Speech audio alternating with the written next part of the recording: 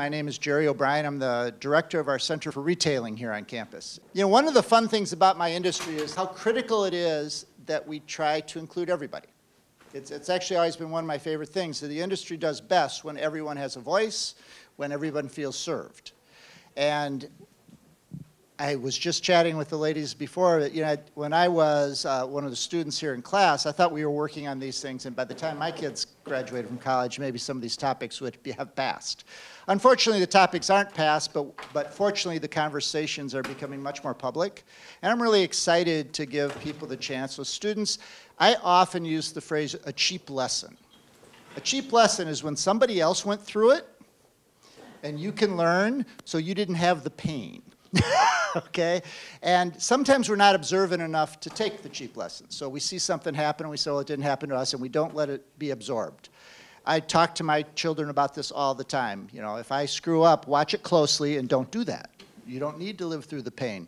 So today, you're going to get a chance to be part of a conversation that we're going to have here, and there's going to be cheap lessons in it, things that you can avoid. There's also going to be hopeful and aspirational comments that I'm really excited about. I want to introduce Lori Dupree-Brown, who is going to be our moderator for the conversation, and Halley and Terese and Lorna and Rita are your panel. They're going to do a more detailed introduction, so I don't want to get into their bios right now, but if you'll welcome Lori up here to take the mic, I get to sit down and just watch. Here you go. Welcome, Lori. Thank you all so much for being here. The 4W Women and Wellbeing Initiative stands for Women and Wellbeing in Wisconsin and the World. And we do a lot of programs around the world. But one of the things that's very close to my heart are the things that we explore and do in Wisconsin as well. Because if you don't get that right, the place right next to you, the people you can touch, you're probably not going to be very effective in your global work either. So making the local, the personal to local to global connection is really a big part of what it's about. When we think about the consumer space from a 4W lens, we want you to thrive there, we want you to own that space, and we want you to transform it. Those are three things, right? Thriving, owning, and transforming. And so our dream over time is to think about, there's so many entry-level workers in the retail space. What can that sector be doing for those workers to enhance their well-being? Quality of life, housing, mental health, job skills, friendships, community. There's so much more that could be happening in that space. Another thing we think about is how can people who've spent time in that space craft their own lives in a creative way and try to maybe lead in that space in a different way. And I think that's really a lot of what today's talk is about. People knowing themselves and figuring out how to be themselves and fully express their talents in the consumer space in all different ways from all different stages of life. So you're going to love this. And then the third thing is, even as consumers, how can we think about transforming society by affirming these spaces and thinking about the deep meaning of our purchases? So is a beautiful dress just a pretty one?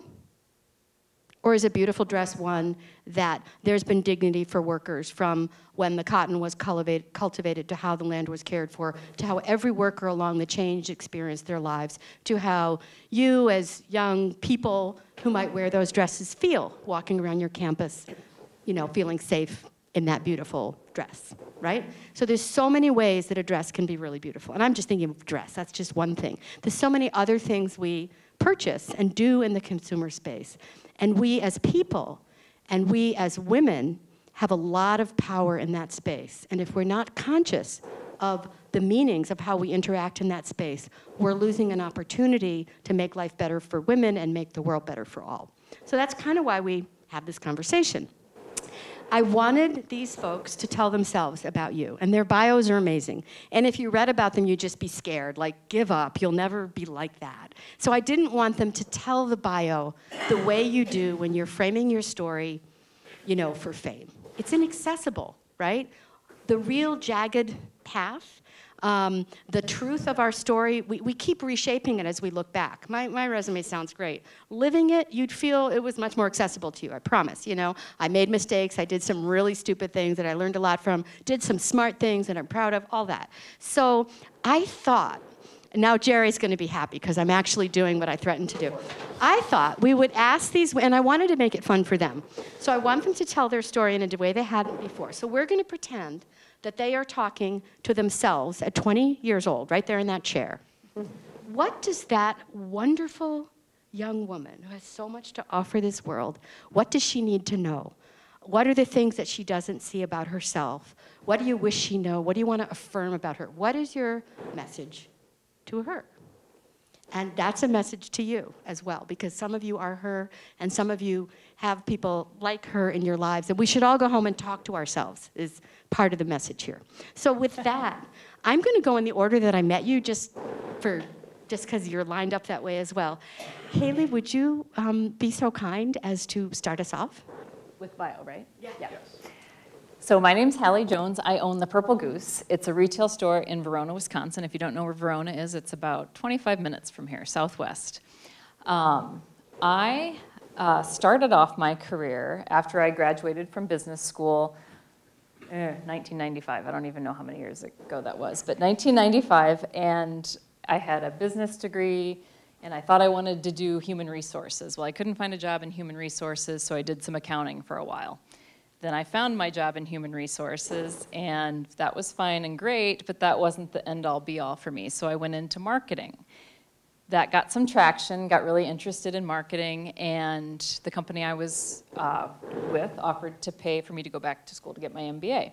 Had they not offered to pay for it, I probably wouldn't have done it, but I was able to get my MBA here at UW-Madison, which was a great experience. I did the evening program, which used to be relatively new. It's not so new anymore.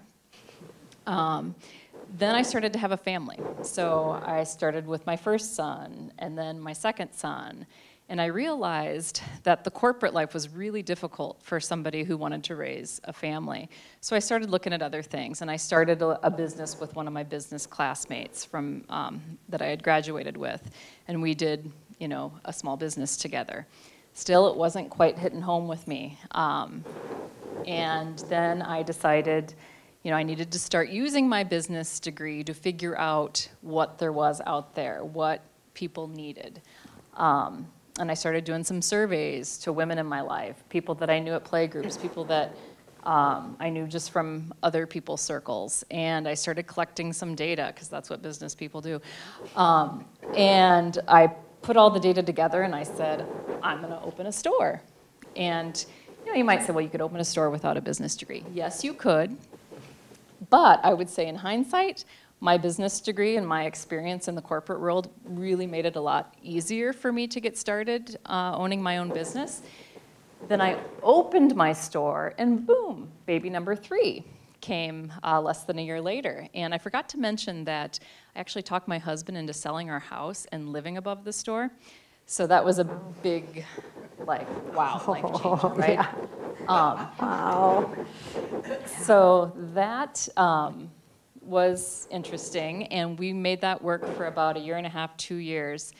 And then I remember the day that I knew that was over. My then 3 or 4-year-old was, you know, the store was busy, which is what I wanted it to be at that point. And he was standing behind me. I didn't know what he was holding, but it was like the 6th time he had asked me to make him oatmeal, because again, we're living at the store. And a woman had come in, and she was talking to me, and I found out she was the principal from across the street, and he's standing behind me with a butcher knife. I want oatmeal. Because he'd asked for it 3 times already, and I said, okay, honey, just a minute. So that was the day that I realized we needed to move out. So we moved out, store is still going, we don't live there anymore. So that's kind of, in a nutshell, my story to how I got to opening a store. But there's a lot more stories I'll share with you later. I'm Terese Zache, and I'm also a UW grad, but from way back when. So I went here and also FIT out in New York and got my apparel design degrees. I did go out to California right after college and spent thought I was going to maybe relocate out there. I said no after 3 days. I was nauseous from the air quality. It's not that bad today, but it was really bad in the 70s. So I did move back here, and not sure, for about 2 years, right after I got out of school, I did retail management for Kmart Apparel and the limited stores. So I kind of got under my belt a little bit of that management experience and retail experience. But as I was working at the limited stores, I had my first daughter. I worked up to due date. And everyone around me said, it's time for you to go. Your due date is today. You finally have to get out of here. I came back, and within a few months of coming back, I said, just like you, it does not work. You can't have an infant and be doing those kind of hours. So I said, I'm going to do what I know, which was design. And in 1981, I opened up a custom apparel boutique. The people came to me and they had their custom things done. I was making wedding dresses, leather coats, formal dresses, you name it. And it worked. I was booked about 9 months out all the time. So I could be highly, highly selective on who I worked with. And I did that for quite a few years. I almost did go to Land's End, and when I realized that I'd be the first one out of the house, last one home, and still had 2 children at home, I passed and I still did that. Well, this business progressed to a point. I had a made-to-order line that was being made in Chicago. It really turned into something. So people that knew me said, okay, you got to take it to the next step. Well, what's that next step? So I had some advisors work with me, about 6 people that met with me from all different backgrounds, marketing, accounting, business. And after we met a few times, and I talked to people that had owned stores, they somehow talked me into expanding and starting a store that originally had my designs in it and some retail. The store opened within the first month or 2. Everything with my label on it was gone. And we all were looking at each other going, okay, we have a store and it needs to be full because you still got to pay rent. You need product in here. You need to move this product. So I turned into a full-time buyer back in 2003. And the business grew 2 years after we opened. We doubled our size.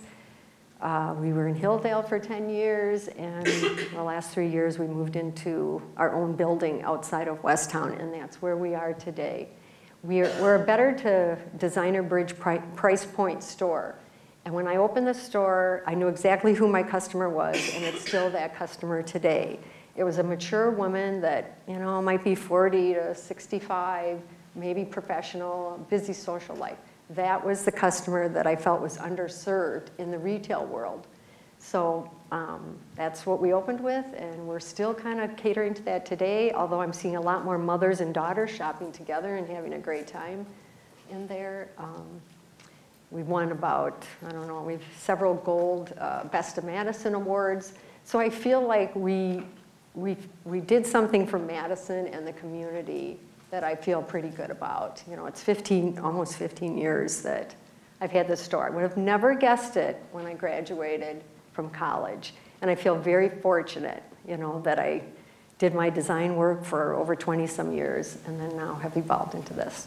So, yeah. Well, my name's Lorna Nagler, and I am a proud retail major from the University of Wisconsin. I had the opportunity, when I graduated in 1978, yes, you can all do the math, but when I graduated in 1978, women and careers was kind of a foreign concept. There actually was a magazine that came out that was called Working Woman to give women, an idea of how to work in the workforce. So little did I know that when I started on my journey in retail, that I'd go from executive training program to president and CEO throughout the course of many retailers along the way. And I guess to take the cue of what would I tell my 20-something self, other than I'm not going to go through my resume, but I would say that I didn't know that if you found something you were really passionate about, a job would become a career, and I'm a testament to that. 2, I'd tell my 20-year-old something self that you know, you reserve the right to get smarter every day. You don't always have the answers.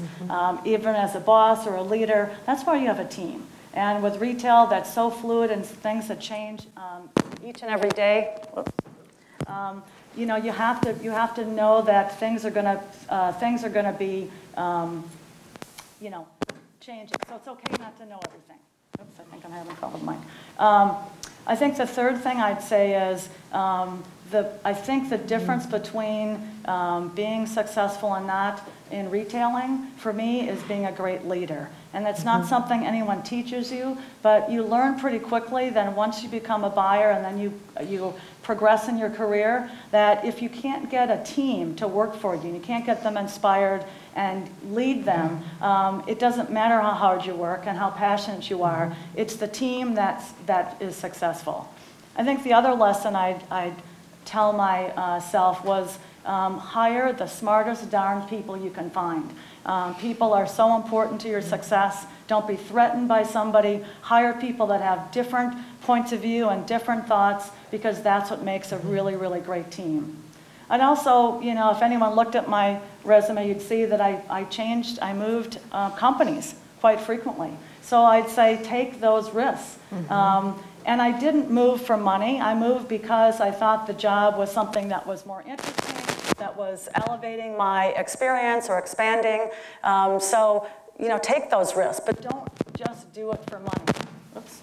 Money is like the last thing you should be you know, changing a job for. I think the other thing I'd say is when you start something new, I don't care what it is, a class or a new job, you have this fresh perspective and you see things much clearer than when you look at it every single day. So there was Jack Welch, who was the CEO of GE. He used to say, he'd ask his executives to start every day as if it was their first day on the job, because you'd always keep that fresh perspective of noticing what to do, having that intellectual curiosity, instead of just you know, being satisfied with the status quo. So you know, I'm really excited about the journey I've had, and I think, you know, one thing about retail is that you really can learn a lot of it on the job, and I think the kind of bosses you have, good and bad, help shape you in your career. And retail, every day you get a report card from the customer. It's called daily sales. So you always know if you're having a good day or a bad day, and I think that's what kept me passionate and excited about this career for almost 40 years. So today I'm retired down in Florida, but I am on the board of Ulta, and we'll be joining a couple other boards. So I still can't get rid of the retail bug. I'm just doing it at a little bit different distance. So. Hi everyone, my name is Rita. My bio is definitely a lot shorter than everyone else's, but I'm a computer science major here at UW-Madison. I'm a junior.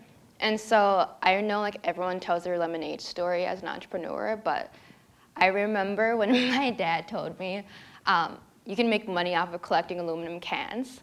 And I remember digging in my trash when I was it was not yesterday, it was elementary school, by the way. I should clarify that. I remember in elementary school, I would like dig through the trash, and my dad walked out, he's like, what are you doing? And I was like, I'm trying to make money from cans. And then he would say, okay, why don't we just wake up 6 in the morning and just go walk around the neighborhood and collect cans? So like from such an early age, I was taught how to be an entrepreneur, and even something as small as collecting cans, I probably would not be doing that right now. But it just taught me how to be independent. And then afterwards, I decided that I wanted to make a note card app in high school, and that wasn't as successful as how I wanted it to be, but I eventually went to like an international business accelerator, and it helped me so much. So even though like you have many ideas, especially as a college student, and I even struggled with like finding my purpose and who I was, you're going to fail a lot, and you're going to have to figure things out, and it's okay to not know everything. And I feel like especially as millennials, we just look on social media and compare ourselves to like Mark Zuckerberg and like, why am I not a billionaire right now? And I'm like, I just woke up today, like I didn't do anything. So it's just, for me, it's really starting out on my entrepreneurial journey. Over this summer, I interned at JP Morgan as a tech analyst. So I was working on their trading software, and I had the experience working in corporate life. I would talk more about that later. But it's just knowing that it's okay to not know what you want to do. And I think especially in college, we're forced to pick a major. And I think that's unfortunate because I have so many things that I'm passionate in and something that you have to figure out. And that's not the thing that I like hearing from people, that you're going to have to figure it out by doing things. And so right now, I am helping businesses create mobile apps and websites. And my mission is really to help people put their best work into the world. So I know that this purpose may evolve throughout life, and how I'm trying to show my purpose will evolve, but just being okay with that and just trying new things. So yes, I don't have a huge bio, but I'm really here to talk about my experiences. Thank you. So we want to go a little deeper with this gang, and I get to kind of pretend I'm Oprah here, and we're going to facilitate a little bit of a conversation between the four of them and talk about some questions that we think you might have, and then I think later there'll be a little time for you to comment or ask questions as well. But I do encourage everybody to go home and talk to your past and future self a little bit and think about, what do you really want to do in this space? As you can see, there's some really amazing success stories here. People who are very successful are also very humble. So if you notice, there wasn't a lot of aggrandizing comments, because it's just there. The proof is in the pudding, or in the business, or in the work they've done. So, but the first question I want to talk about is, you've all had some time with some sort of local dimensions to your business, and really, let's think about what that means in our society today. What does it really mean to be a local business, and how does that contribute to well-being and health and quality of life for the community when you make that decision to be small, be local, and have relationship with your customers? You want me to start with that one? Sure, Haley, You thanks. guys hear me okay with this? Yeah?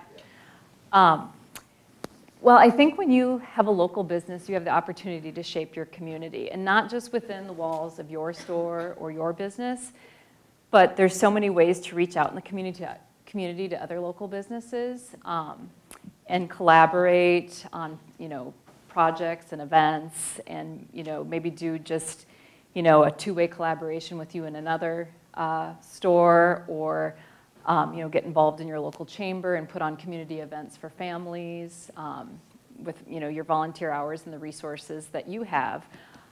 Another big way that I have felt that I've really impacted my community is through my staff.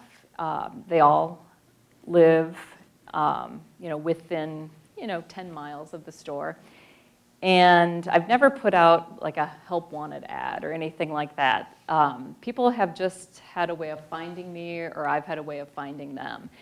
And it can be like really simple things, like, a customer at checkout saying, let me know if you ever need help, just a comment like that. And I, start to think, gosh, well, I'm pretty well staffed, but could I use that person? And then I reach back out to them and say, well, what do you like to do? I don't know, I like to design houses. That's, I'm an interior design major by trade, but I stay home with my kids right now. Okay, well, we could always use help with displays. When do you want to work? Well, Sundays are really the only day I can work. Well, we could open Sundays. If you want to work every Sunday, yeah, I can work every Sunday, 12 to 4, sure. So this person that I'm talking about, she only worked for me for a year, then she moved to Omaha. And when she left, she said, you changed my life. And I said, by heaven, you work on Sundays? And she said, yeah, because now and while she was working for me too, she started this little side thing in her garage, painting signs and just doing different creative things, because she realized like it was fun to sell things, and it was fun to create things, and it sort of started stirring up this passion in her that she had, that she had forgotten about. And now she has this really successful business that she's doing with her 4 kids, in her garage still, but she's on Etsy, and she has a website, and she probably makes more money than I do. Like, she's just really, really incredible. And then another experience I had, which was just crazy, opened up the newspaper one day, and I'm reading, about one of our local artists that got an award from Martha Stewart. and it's in the capital newspapers. And I owe it all to Halley Jones at the Purple Goose. What? So I literally message her, like, how is it that you owe your Martha Stewart Award to me? And she's like, because I came into you that one day and I showed you some cards that I made, and you told me you have to sell these. And she was like, really? Like, you have to sell these? Yeah, they're great. I'll sell them. Just bring me some. I'll sell them. So I put out her stationery, and every time she brought me something new, I said, yeah, let's try it. Yeah, let's try it. And it just kept selling to the point where she couldn't even have time to bring me stuff anymore. Her business was like crazy busy. And again, she got the award from Martha Stewart. She was like a runner-up of one of the 10 finalists across the country for, I don't follow Martha Stewart that well, so I'm not quite sure what it was. But the fact that she credited me with that made me realize it's the little things that we do in life that matter so much to people. It didn't take me anything to do that for her, but in her mind that resonated so big for her, and it was the catalyst for her to pursue her dream. So those are just a couple stories. Again, I have many more, but I want the other panelists to have a chance to answer that. Thank you. It's just so interesting how much we can do in the personal and local space. Yeah. So does anybody else want to have anything to share about that local? I'll keep it short though, because I know we have to keep going, but I think being a local store is really important to the people that live in the community too. There's a big shop local contingent, I think, in Madison. But also, I've worked at a corporate, and being the local, you have total control over how you spend your time and what you do in the community. Tomorrow night, we're one of the sponsors for the Days fashion show, the domestic abuse fashion show that happens every year, and that's a big fundraiser. Maybe the corporate stores, they don't get involved in that type of community involvement. Or the Carbone Cancer next month will also help and be part of their marketplace to fundraise and do things like that. I just want to mention, you mentioned employees. All of our employees have college degrees. So rare in retail. I'm not sure exactly how and why this all happened. They all said because they gravitate. That's all right. For some reason they've gravitated to our store. They love the client base. It also has been a place of respite for some of the women that work at the store. They have said that. They said their lives can be so stressful, so many challenges. And they said, when I come here for my 4 hours or whatever their shift is, they said, it's just such a wonderful place. And I think that I just feel good about that it's not only wonderful for them, but also hopefully, to the customer too. Well, I think that goes back to the truly beautiful dress, because when you buy something in a store that shows those values about people and about the community, you think about it when you wear the dress, as well as all the other things. So, and I know you're not doing that in an intentional, but it's just, it becomes part of what the dress means to someone. So that's really neat. Anybody else want to talk about the local? I would just say it's kind of ironic that, in the retail span, there used to be a local department store. There used to be something that, every hometown knew it was Gimbel's or it was Boston store. And now, 40 years later, localization is so important. So these big corporations like, Kohl's, et cetera, are trying to localize their assortment. And so really the gems, of those local people really understand the community that they represent. It's the reason why you're so successful is because people love to find something that is really unique and special and cared for people in a way that, is from the community. So it's kind of ironic that we've come full circle as a retail world from, local to global, and really what people want is something unique and special and that represents their community. If I could just add one more thing about the local. When I first started, I had a mentor who meant a lot to me, and I stumbled upon her store when I was at my corporate job. 14 years ago, her tagline for her store was "Experience the shop." And now what is everybody talking about? How retail is about experience. And it resonates so much with me because big ideas happen in small places. So if I were to talk about what I would tell my 20-year-old self is, don't be afraid of having big ideas. Even when you feel like your scope is small, we may not have the marketing dollars or the resources to get our message out there all the time. That doesn't mean it's not worth doing. Still do what you think is right. And Haley has a motto that I'm going to close this part, which is love local, right? Yeah. So love local, everybody. Now, we wouldn't be 4W if we didn't try to have edge and boldness and all that. So a second question is, in terms of expressing all of yourself and all of your talents and how complex life is it possible to strike a balance between using all your talents in your professional life and thriving in your personal life as well? And what are the synergies and trade-offs in the space, in this consumer space that you're in? I'll start on that one because I think I have a good example, and I can also speak for a daughter that graduated from the UW too, who's younger and has the little kids right now and deals with it. I made a choice that I didn't even think too hard about when I started to have my family. I always said that they came first, the job was second. So I do feel like I could have gone the corporate route. I think I could have pulled it off. But I don't think I could have done both, at least not in the 70s. And I say at least not in the 70s because we didn't have the Primrose preschools and these fancy places for all of these young children to go that are there today. But I still got to design clothing every single day. I used my degree every single day. You know, so I felt like I could kind of do both. But it's challenging, and you guys will face those kind of decisions when you're out there, and it could go in different ways.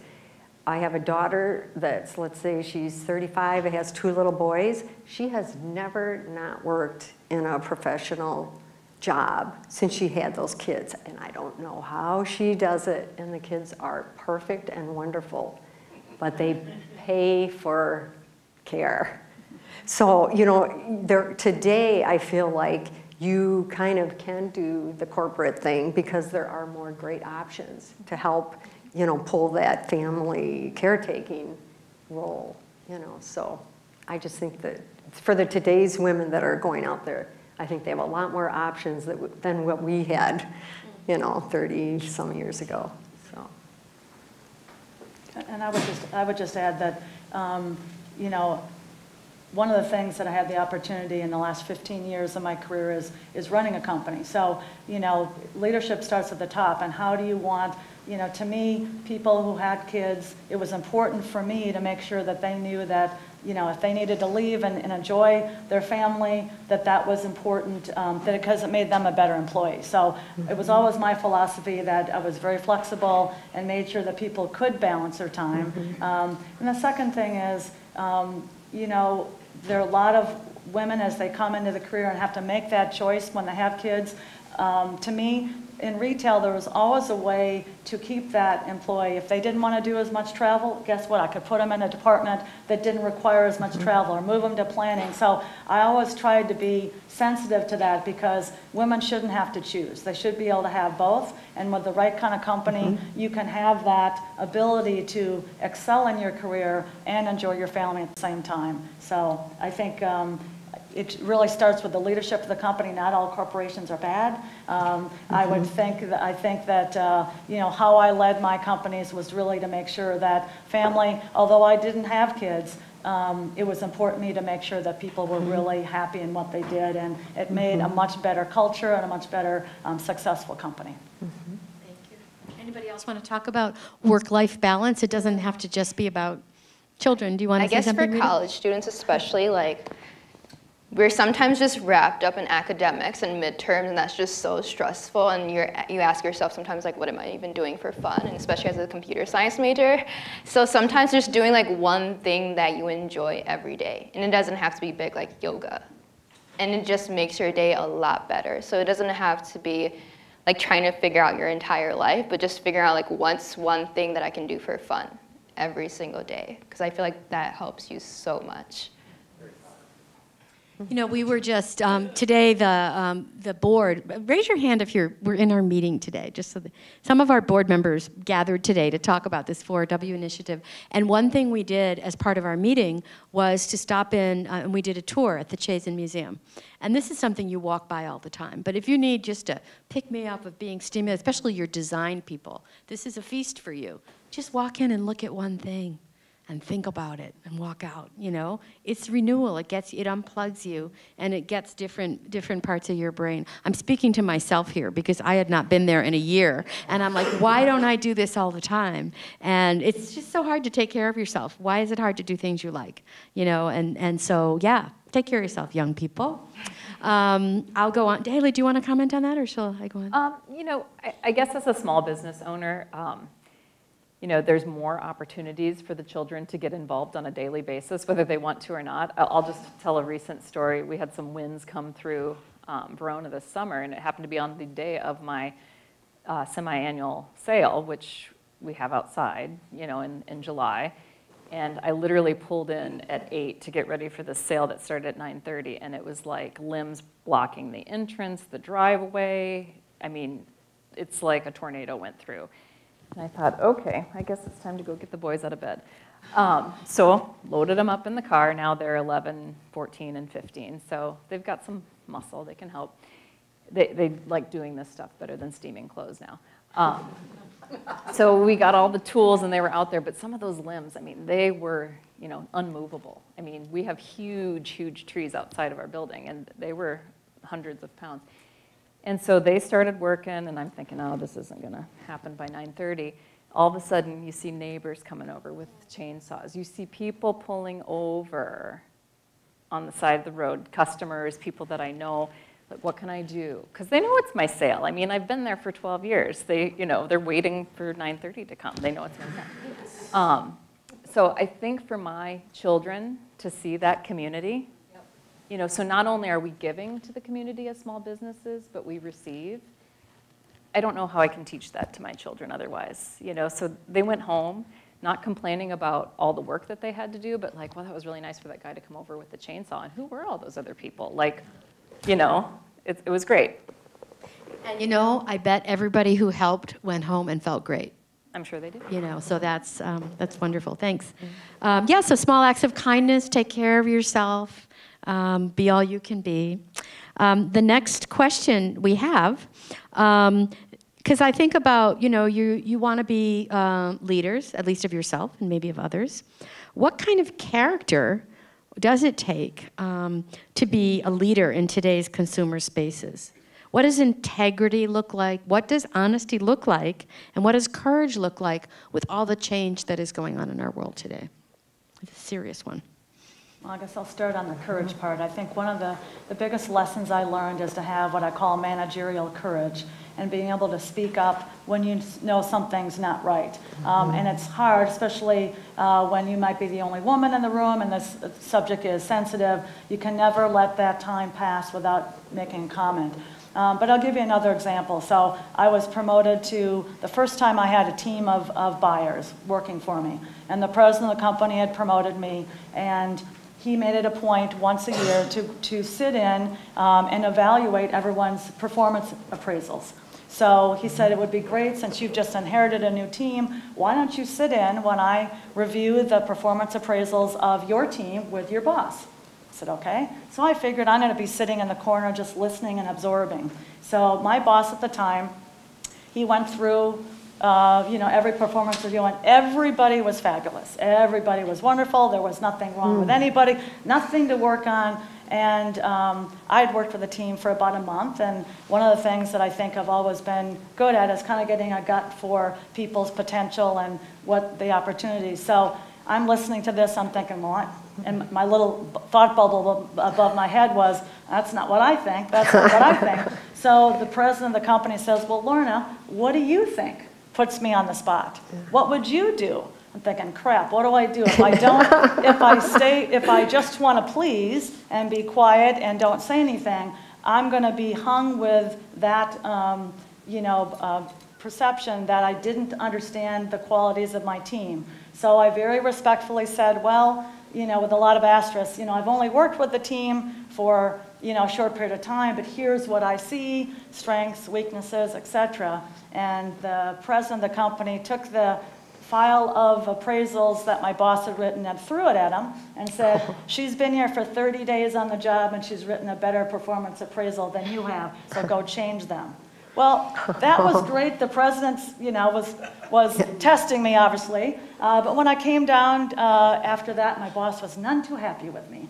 And I said, Bob, if you were sitting in my chair, that was the test. The president of the company was asking my opinion, and I gave it to you as respectfully as I could, but I stand by what I said. So it was a very difficult day, but I was right to stick to my guns and to say what I did, and that's exactly what the president of the company was looking for, is did I have the guts?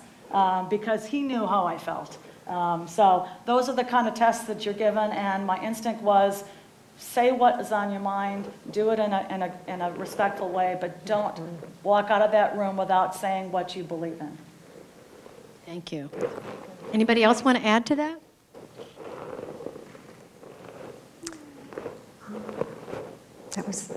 It was excellent. I just want to say honesty, I think, is important in any business you're in, because once you lose that, whether it's your vendors, your customers, your employees, you'll never have that relationship again. So honesty is so important. And another thing I just want to mention is the courage to change, because this world right now changes so fast that if you're not thinking about the next thing or trying to foresee the next year, it's going to pass you by, and you might not do the right thing, and so you really have to have the courage to look forward a lot. You can assess what happened in the past, but you have to be able to take the risk and do something different, to make something happen in the future. I like to say that you have to have a bias for action, because a lot of times people are so worried about perfection, right? You're waiting, you want to make sure it's perfect. If you wait for it's perfect, there is no such thing as perfect. You need to move and have the courage to move, and even if you get 50% of it right or 60% of it right, at least you've moved forward that 50 or 60%, and then you can evolve and change. So, sitting back and waiting to make sure everything is just exactly right, that day you won't be very successful. You have to have that bias for action, because at least you're moving the business forward. And I would just echo what you said about honesty and integrity. When I think back after my career, the thing I'm most proud of is how I treated people. My reputation in the business and with my fellow employees, that to me is the most important thing. Yeah, it was great to drive a business and grow the profits, but when it comes down to it, I'm most proud of how I treated people and respected people and did business with people. Thank you. Well, do you want to comment? Does anybody else want to comment before we go to the next question? Okay, great. Well, I do have one more question. We're thinking about when we look to the future, right? You worry about, well, if you're a junior, you're worried about what you'll do for your internship, and if you're a sophomore, you worry about what classes to take, and if you're a senior, you worry about if you'll get a job. And it just seems like, there's an environment of scarcity out there, right? There's stuff to worry about. You're not doing your job if you're not worrying, right? And maybe, your parents will even do it for you if you don't worry. But anyway, the truth of it is, too, there's a lot of abundance out there. And if you allow yourself to embrace the abundance in the world, maybe things would be easier. So I'd like to know, would anyone like to comment on the planning we're expected to do and how to balance that with just taking action? And, what does it mean to have an abundant mindset? I think that's something I struggled with, especially over the summer when I was interning at a financial institution.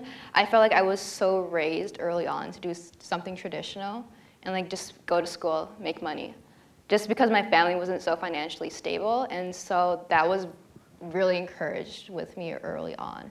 And so I remember being in New York City.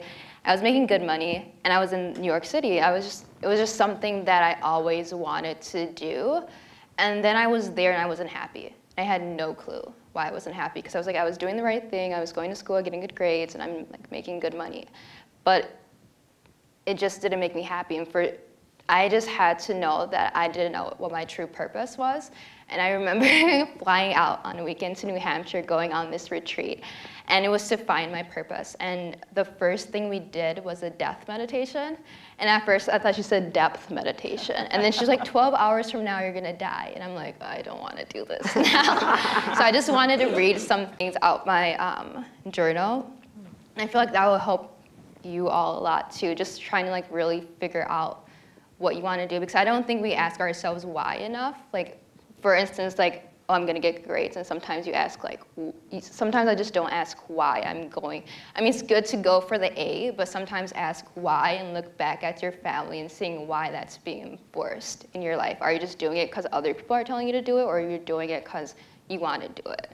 So for the death meditation, it was like a half day, so I'm not gonna go through all that, and it's Wednesday, and I don't want anyone to feel that. So one of the questions was thinking about things that held me back. And like you first think about resources, I don't have enough money to do this, but for me it was like a lot of mental things, like I'm too young to do this, and I think a lot of people in college are like, I'm too young to do this, or I don't have the experience to do that. And so I just realized a lot of things in my life were mental. And I think especially as women, we overthink things, and we always wait for things to be perfect, and it's never going to be perfect because we always like think about what's gonna hold us back. So that was one thing. So really think about like things that held you back. And on the flip side, going back to the abundance question, thinking about if you had all the money in the world, you were rich already, and you didn't fail, like what would you do?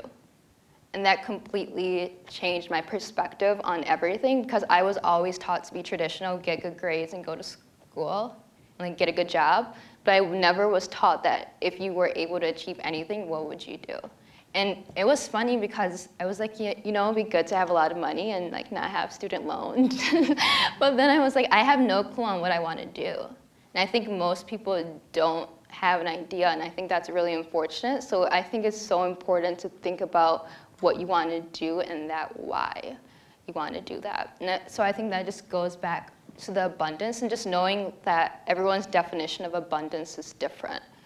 Like I can't judge someone for saying that their abundance is having a lot of money, because their abundance is different, whereas my abundance is really, for me, I feel good when people tell me that I've helped them or that they love what I'm doing. So I think it's important to really reflect on what's important to you. And because if you're living other people's dreams, especially like with my parents, they always told me to be a doctor or a lawyer. And it was just that they were doing it for the best of them because they weren't financially stable, but what's the best for them is not the best for you. So really just think about that, and I think that's so important, especially with going into different majors. And like I always question things that I want to do, and that's not bad. I think it's so important to question those things. Thank you. Does anyone else want to speak to abundance? What does it mean to you? I mean, I think for me, like, you know, the number of people I see come into my store on a daily basis and realize, like, you know, they'll share their problems with you because sometimes you're their therapist, even though you just met them. That's okay. You know, but it does make you realize, like, some of the problems you think you have are so small and so minor compared to some of the other heavy things that people are dealing with. And, you know, I personally feel like I have a very abundant life. You know, my family's healthy. You know, my husband is fairly healthy, although he ruptured his Achilles recently, so that's not been going so well. But, you know, but even that, I came home and talked to him about one of my customers who at 35 had to have both her hips replaced already, and he was like, okay, I feel better already. You know, I mean, it's just like, if you understand, like, you know, focus on other people and what they're going through, empathy, and then it makes kind of what you're dealing with seem so minor and easy. And the more you put yourself out there, whether it's in, you know, jobs or, you know, friendships, relationships, you know, you're going to realize that there's a lot of heavy stuff out there that people have to deal with, and you're in a position, you know, to help them, and you need to take advantage of those opportunities, because again, it goes back to it's the little things that you can do for people that mean the most. Thank you. I might give a real quick example of Monday evening. I was in Minneapolis, and my son-in-law started a foundation. He's 35 years old. And the foundation's called the Star Foundation, and it's to raise money for children that are special needs. He has a daughter that was born with some special needs that are somewhat minor, but he found out real quickly it's super expensive to get that help early on. They were fortunate enough, and they realized it, that they could do this and take their child to this wonderful school, St. David's. But he started the foundation because he saw the need for all the other children that were there, and that the families were struggling so hard.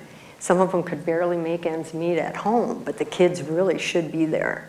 So I think that's a real good example of abundance, where if you have the resources or the inclination, maybe you're not the money person, maybe you're just the person that pulls this together, but to do something that's kind of dear to your heart that then reaches out and helps other people in the community, you know, whether it's women or children or whatever, to make that well-being out there in the community a notch better. Thank you very much. I think at this point, I bet you have questions. So I'm going to let you have a little time to think and maybe pose some questions to our panel. Or comments, anything. Yeah. Say whatever you want. Yes?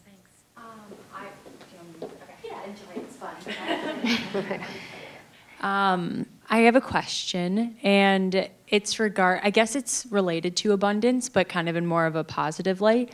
Sometimes I feel, and I'm sure a lot of people who are in this room who are like going through college and seeing a lot of opportunity all around them.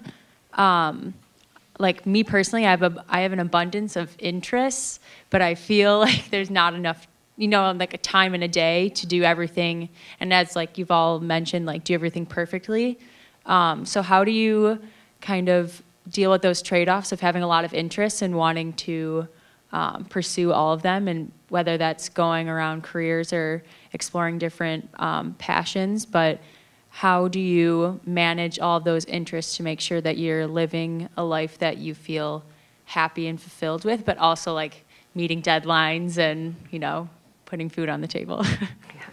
I guess I'd answer it this way. I think people who are driven and have a lot of passion, a lot of times have a lot of interests. And I think one of the toughest things is to say no to some things. That you can't do it all because you stress yourself out because you're trying to do 15 things and you don't do any of them as well as you want, but you like all 15 things. So I think the toughest thing I learned as I was taking on more responsibility, a lot of times in a company you get to be the go-to person because you are the person that gets stuff done, but at a certain point you have to choose to say, I want to do these 3 things and do it really well, and saying no to things is probably the toughest thing. And you feel like it's a failure, like, well, I should be able to do all those things, I can get it all accomplished, but it's actually better if you can say no and prioritize. You'll be happier and you'll be more successful in the things you do choose to put your energy behind. So it's okay to say no to some things. Thank you. Do we have another question?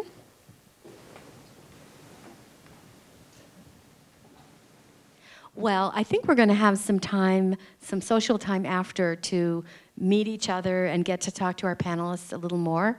So I think I'll wrap up with kind of the things that are, lighting up in my mind are just kind of feeling re-inspired, maybe to really remember that the little exchange, not the little, but the personal exchanges you have in your day-to-day life are probably going to be what really add up to, how you look back, and everything kind of is rooted in those moments. And having a sense of abundance, it is good. I mean, I hate to say this, but that deathbed contemplation is not a bad thing to keep you on track. Like, what will I care about on that day? So a little morbid to be a send-off for snacks. But anyway, I hope that you'll all have a chance to get to know someone that you don't know before. I hope you'll follow the 4W Initiative on Twitter or Facebook. We're really eager to do more in this idea of engaging with leaders in the consumer space over time, and we're still figuring out what that looks like. So if you as students are interested, seek us out. We're thinking about ways to make the bigger companies jobs and pathways to a healthy life for people. We're thinking about transformative careers like you've seen here with social entrepreneurship. And we're thinking about intentional and conscious consumerism that can make the world better as three kind of dimensions of where we want to be working with 4W. So just, have that in mind, and we're there to talk with you. With that, I want to give a huge shout out and thanks to Jerry O'Brien, who's one of our 4W Leadership Circle members, and he's very creative to think with and has really inspired me. I went, and he's very also, he makes you feel, it's a safe space to talk about retail with Jerry. I thought this is not my space at all, and I came away realizing, wait a minute, my first job was at Sears. I think about how I was treated, the skills I learned. I still use some of those skills today. And, that part of our lives and what people's first job means. And it started to, get me really excited about doing more and thinking more about this space. And so I'm probably going to visit all your stores soon. And I hope you all do too. And with that, I'll turn it over to Jerry to wrap up our session. I've had the good pleasure of knowing these ladies for a long time in different capacities. Lorna talked about courage. She actually was part of the group that hired me, so there you go. No, that's talking courage. And I've gotten to know Rita over the last couple of years since she's been on campus. She was assigned to me as a mentor, so again, maybe she's got more courage than that she still meets with me. So, but these are busy ladies who took time to do this. So I'm incredibly grateful when people are willing to reach back.